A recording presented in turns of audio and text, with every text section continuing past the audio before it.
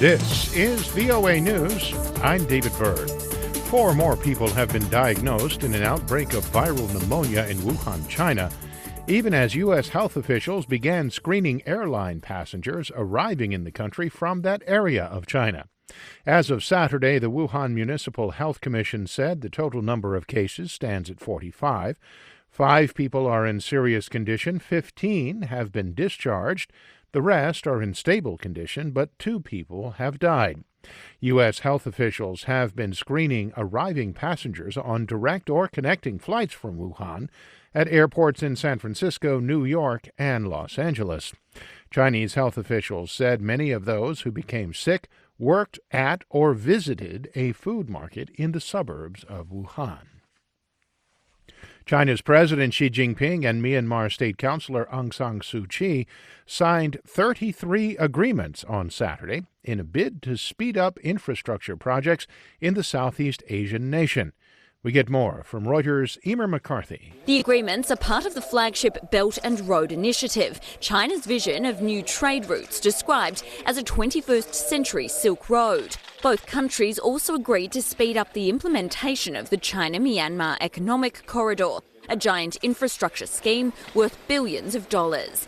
China and Myanmar have historically had a fraught relationship, but have moved closer since 2017, when Myanmar was internationally condemned for its treatment of minority Rohingya Muslims in Rakhine State. China has defended the country on the global stage and is viewed as the biggest obstacle to a prosecution of its leaders at an international war crimes tribunal. That's Reuters' Emer McCarthy reporting. For more, visit our website, voanews.com.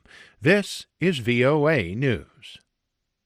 U.S. lawmakers managing the impeachment case against President Donald Trump filed a brief on Saturday, laying out their arguments supporting charges of abuse of power and obstruction of Congress against the president.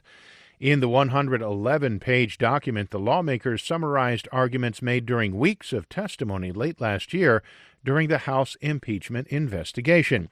They also called for Trump's removal in order to safeguard the integrity of this year's general election, in which Trump is seeking a second term, as well as the U.S. system of government.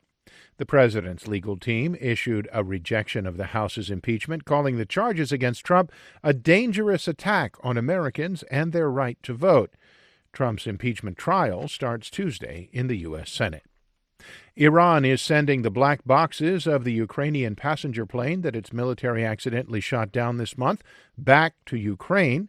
Lauren Anthony has more. Iran is sending the black boxes of the Ukrainian passenger plane that its military accidentally shot down this month back to Ukraine.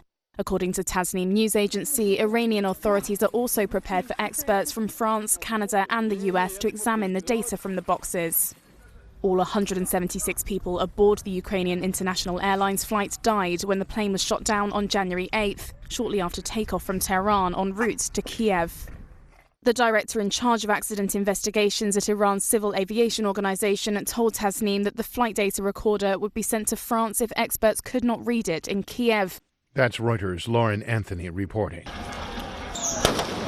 Police fired volleys of tear gas and rubber bullets in Lebanon's capital Saturday to disperse thousands of protesters amid some of the worst rioting since demonstrations against the country's ruling elite erupted 3 months ago. More than 150 people were injured. Rough seas prompted SpaceX on Saturday to delay the emergency escape test of its new crew capsule by 1 day. AP's Julie Walker reports.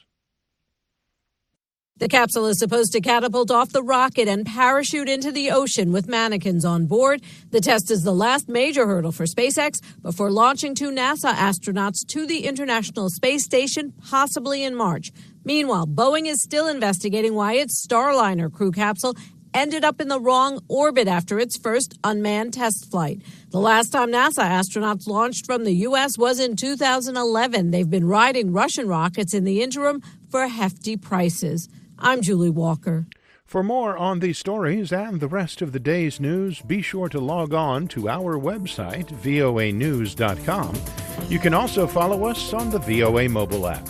I'm David Byrd, VOA News.